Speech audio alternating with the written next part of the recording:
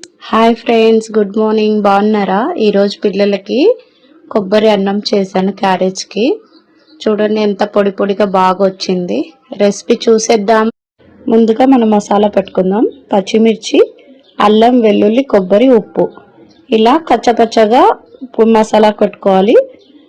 కడాయిలో ఆయిల్ వేసి oil heat ఎక్కాక పల్లీలు వేయించుకున్నాక మనము మొత్తము తాలింపు దినుసులు అన్నీ వేసుకోవాలి. శనగపప్పు, మినప్పప్పు, ఆవాలు, జీలకర్ర అవి వేగాక కరివేపాకు వేసుకోవాలి. కరివేపాకు వేగాక కొద్దిగా ఎండుమిర్చి వేసుకోవాలి. ఎండుమిర్చి కొంచెం బాగా ఫ్రై అయ్యాక దీంట్లో చాలా టేస్ట్గా ఉంటుంది ఫ్రెండ్ ఎండుమిర్చి. ధనియా ఆకు వేసుకోవాలి.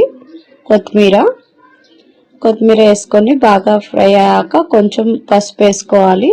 పసుపు వద్దనుకున్న వాళ్ళు అవాయిడ్ చేయొచ్చు.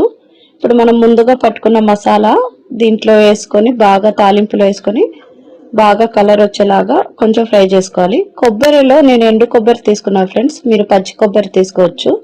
ఇప్పుడు ఉప్పు చూసేసి ఇంకా మనం రైస్ పొడి పొడిగా చేసుకున్న రైస్ దాంట్లో వేసుకొని కలుపుకోవాలి. ఇలా మొత్తంగా కలుపుకొని పైనుంచి కొత్తిమీర వేసుకొని సర్వ్ చేసుకోవడమే. సబ్స్క్రైబ్.